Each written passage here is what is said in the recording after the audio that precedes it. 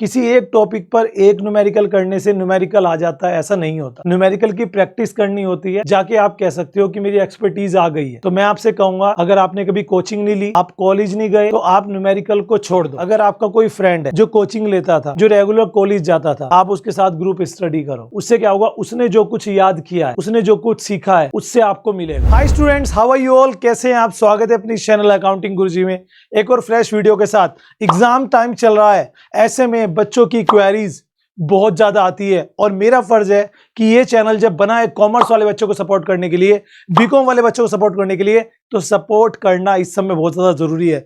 एक स्क्रीनशॉट देखिए आप अभी एक कमेंट का, जो हमारे एक स्टूडेंट ने भेजा है। जॉब करते हैं, जॉब के साथ अपने घर की जरूरतों के लिए जॉब करते हैं, अपने घर की फाइनेंशियल प्रॉब्लम्स को दूर करने के लिए जॉब करते हैं, उसके साथ बीकॉम का एग्जाम कैसे करें तैयारी, बिना छुट्टी के कैसे पास करें बीकॉम एग्जाम को। अगर आपके साथ भी ये प्रॉब्लम है, आपको टाइम नहीं लग पा रहा है, आप पूरे साल भर पढ़ाई नहीं कर पाए, आपके पास टाइम कम है, आपको पास होना है BCom first year, second year, final year, तो ये वीडियो आज की मिस मत करना। और अगर आपका फ्रेंड ऐसा कोई है तो ये वीडियो उसको शेयर जरूर कर दे। Guys, this is Gaurav Bhardwaj here from this channel.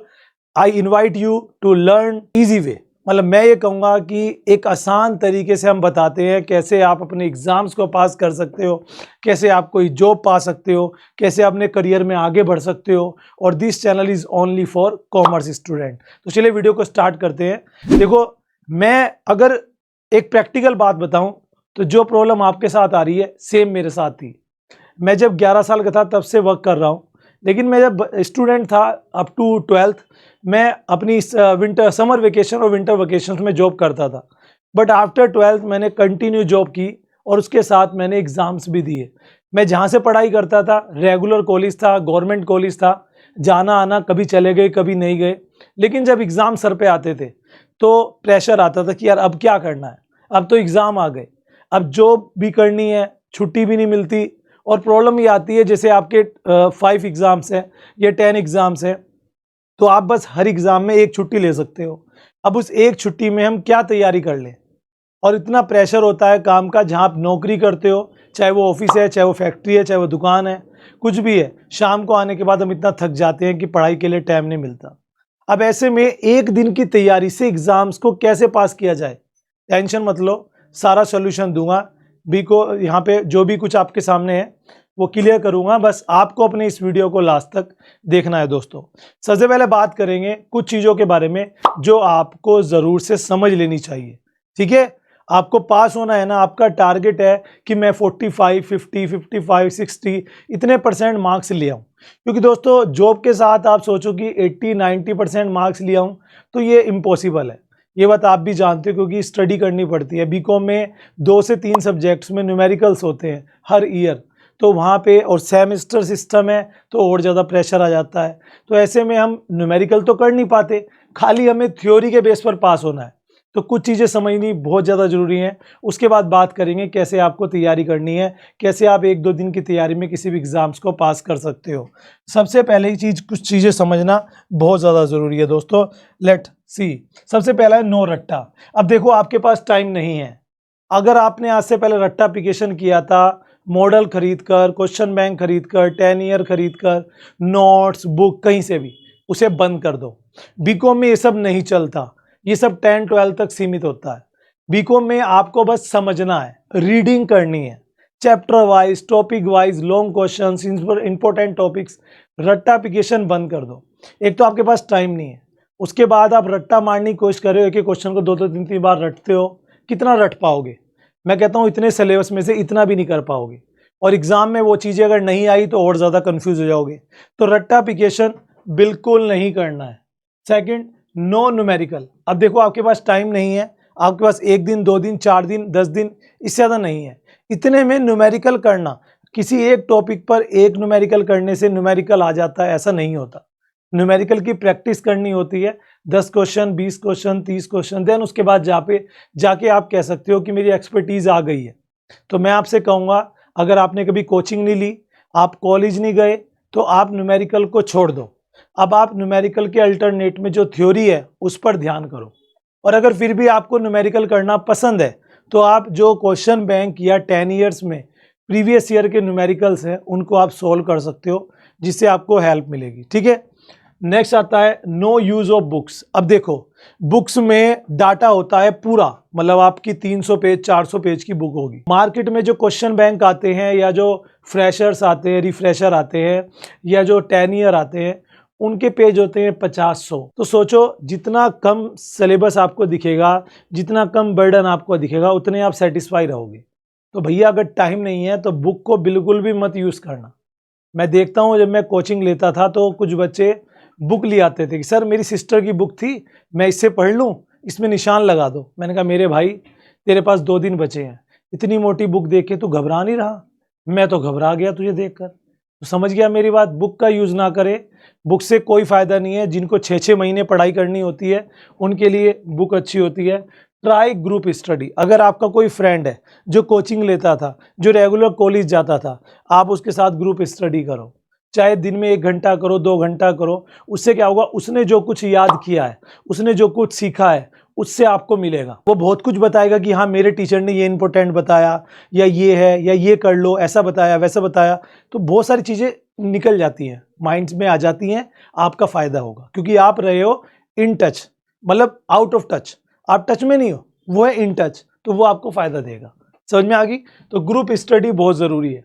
Gate important question, कहीं से भी अरेंज करो इंपॉर्टेंट क्वेश्चन। अगर आपको मिल जाए, सपोज आपका कोई फ्रेंड है जो कहीं ट्यूशन्स पढ़ता है, कोचिंग लेता है, कॉलेज में आपके कोई टीचर है, आपके नेबर में कोई आपका सीनियर स्टूडेंट फ्रेंड है, कोई भी कहीं से मिल जाए। यूट्यूब चैनल्स है, मैंने बताया था एक वीडियो में, उस वीडियो का लिंक मैं आपको आई बटन पे दे दूंगा। इंपॉर्टेंट क्वेश्चंस कहाँ से ले, कैसे ले, वो सब उसमें मैंने डिस्क्लोज किया है। अब ये तो चीज़ें हैं समझने की जो आपने समझ लिया। अब बात करते हैं मैं कैसे स्टडी करता था। That time I was in a BCom and there was my duty and the exam also. दोनों कैसे मैनेज करता था। और मैं नहीं, मेरे भी काफ़ी स्टूडेंट हैं हमारी टीम में जो काम करते हैं इस समय, वो भी हमारे स्टूडेंट रह चुके हैं। वो भी जॉब के साथ साथ बीकॉम के एग्ज़ाम देते थे, एक दिन की स्टडी करते थे। ठीक है, तो मैं अभी वीडियो में उन्हें भी बुलाऊंगा और उनसे भी सजेशन दिलवाऊंगा आपको, टेंशन ना लो।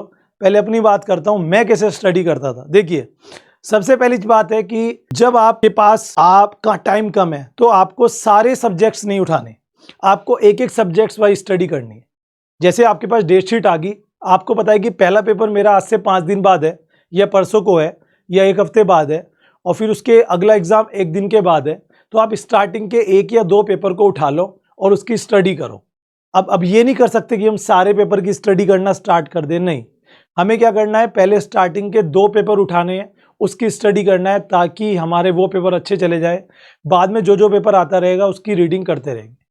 दूसरा स्टेप आपको क्या करना है, आपको सारे सिलेबस में से क्वेश्चन बैंक से पढ़ाई करनी है।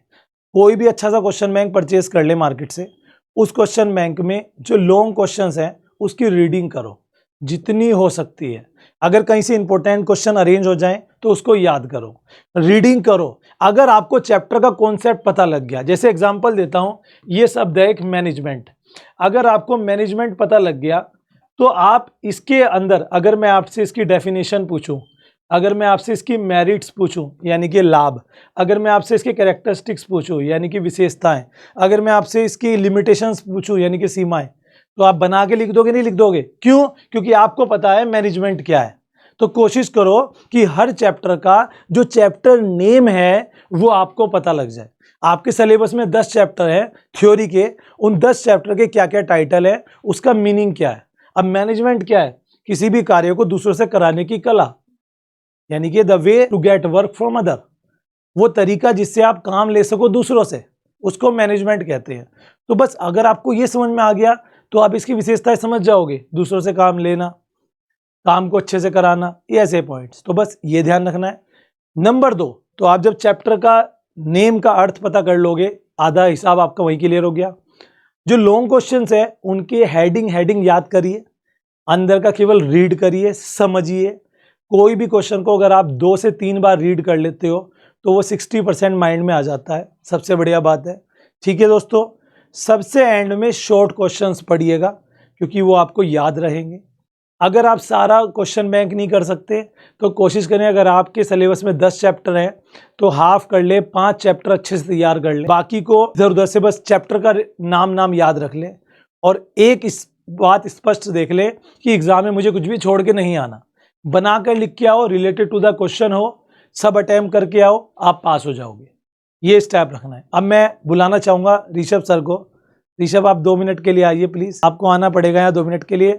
ये हमारे एडिटर हैं और बीकॉम किया है, एमकॉम किया है। मैं मिलवाना चाहूंगा। तो सबसे पहले तो आप ये माइक लीजिए। ये भी जॉब करते थे। आप कितने बजे जाते थे जॉब पे, कितने बजे आते थे, और जब आपका एग्जाम होता था तो आप तैयारी, जैसे आप एक दिन पहले छुट्टी लेते थे या कैसे तैयारी करते थे? सबसे पहले तो बताऊंगा कि अपना नाम बताओ पहले तो। मेरा नाम है ऋषभ सैनी और मैं फिलहाल सर का मैनेजर हूँ, सब ठीक कुछ है, चलिए। देखता हूँ। तो जैसे कि मैं वो जॉब के साथ साथ ही पढ़ता था, तो जो मेरी टाइमिंग थी सुबह की वो थी सुबह की 10:30 से, और रात का कोई टाइम नहीं होता था। कभी कभी 9 बज जाते थे, 10 भी बज जाते थे, या 11 भी बज जाते थे। तो उसके बाद ही मैं अपना रात को जो है स्टडी करता था, और दिन में जो है किसी तरह से 1 घंटे के लंच ब्रेक में ही मैं जो है ट्यूशन जाता था। तो उसके साथ-साथ मैं रात को स्टडी करता था, और रात को ही मैं किसी तरह से कवर कर लेता था। और एग्ज़ाम आने तक तो मैं जो है 1 दिन की पहले हॉलिडे ले लेता था, और उसके बाद ही उसकी प्रिपरेशन करता था। तो प्रिपरेशन कैसे करते थे एक दिन के अंदर? रीडिंग मारते थे या रट्टा करते थे? नहीं, वो मोस्टली तो मैं रीडिंग ही करता था, क्योंकि जैसे कि आपकी वीडियोज़ ही देखता था मैं, किस तरह से आप जो है बताते थे। तो लॉन्ग क्वेश्चन्स को मैं ज़्यादातर रीड करता था, तो जिसकी वजह से जो है सारे कवर हो जाते हैं, शॉर्ट वगैरह। तो ओके। तो उसका मोस्टली जो मेरा जो टाइम रहता था पढ़ने का, वो रात का ही रहता था। कभी-कभी 1 भी बज जाता था, 2 भी बज जाते थे। तो इसी तरह से मैं जो है ग्रेजुएशन में पूरा इसी तरह से मैंने कवर किया है अपनी स्टडी को। चलिए, थैंक यू हाँ, very much, thank you Rishabh. Okay. तो आपने समझा कि भाई जॉब के साथ भी पढ़ाई की जा सकती है। एग्जाम से एक दिन पहले की छुट्टी ले लो। अगर आप अभी टाइम है आपके पास तो 1 घंटा बीच में जो लंच होता है उसमें आप कोई कोचिंग अटेंड कर सकते हैं। ऋषभ मेरे पास आते थे पढ़ने के लिए, हमारे बैच चलता था जब बीकॉम का।